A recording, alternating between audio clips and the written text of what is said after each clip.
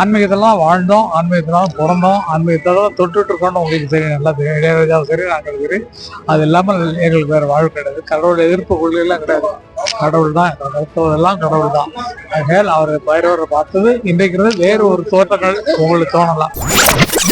குறைந்த விலை நிறைந்த தரம், தங்கள் தேவைகள் அனைத்தும் ஒரே இடத்தில். ஜெயச்சந்திரன். இதுதான் ஃபர்ஸ்ட் டைம் நான் வந்து இங்க வந்து பாக்குறது. சாமியுடைய அழைப்பினால் அருள் இங்க வரக்கூடிய ஒரு சூழ்நிலை கிடைக்குது. தெய்வம் தான் அழைக்கிறேன். தெய்வத்தை கூட்டு போறதுக்கு ஒரு தெய்வம் தான் வேணும். அதனால தெய்வத்தின் மூலமாக இந்த இடத்தை வந்து கண்டுபிடிக்கிறதுக்கான வாய்ப்பு எனக்கு இளமுருக எல்லாருக்குமே கிடைச்சது ரொம்ப சந்தோஷமான விஷயம். ஆன்மீகத்தெல்லாம் வாழ்ந்தோம், ஆன்மீகத்தெல்லாம் பிறந்தோம், ஆன்மீகத்தெல்லாம் தொட்டுட்டு இருக்கோம்னு உங்களுக்கு சரி நல்லா தெரியும். இளையராஜாவும் சரி, நாங்கள் சரி.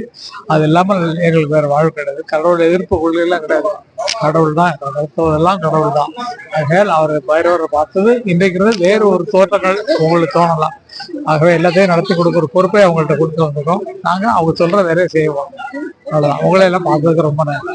சட்டமன்ற தேர்தலில் அரசியல் இதுல வேணுமா? ஒரு பூஜைக்கு வந்திருக்கோம். சட்டமன்ற தேர்தலை அவர் பார்த்துக் கொள்வார். யார் வரணும், யார் வரக்கூடாது அப்படிங்கிறத தீர்மானிக்கிறது கடவுளுடைய செயல். நம்ம பேசலாம், அரசியல் பேசலாம், ஆனா அதுக்குரிய இடம் இல்லை. இதே காம்பவுண்டுக்கு வெளியே கேட்டீங்கன்னா யாராவது சொல்லலாம்.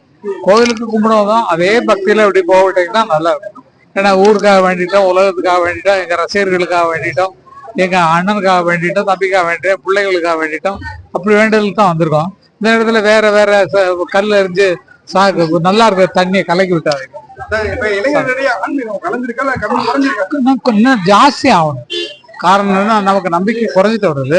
அந்த நம்பிக்கையை மேம்படுத்தணும். ஏன்னா எல்லாம் உள்ள இறைவன். நீங்க இப்ப நினைக்கிறது அடுத்த நேரம் ஒரு செயலா வருதுன்னு சொன்னா அது உங்களுடைய பொறுப்பு இல்லை.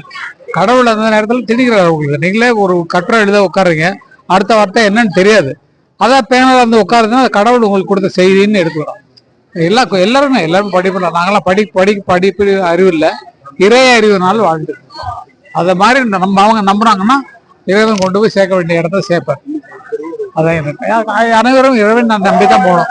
மனுஷங்களை நம்பி பிரயோஜனம் உங்களுக்கு தெரிஞ்சு போச்சு, நல்லா தெரிஞ்சு போச்சு உங்களுக்கு.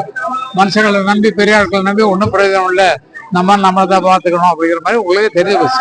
அதனால நம்புங்கள் இறைவனை. குறைந்த விலை நிறைந்த தரம், தங்கள் தேவைகள் அனைத்தும் ஒரே இடத்தில். ஜெயச்சந்திரன்.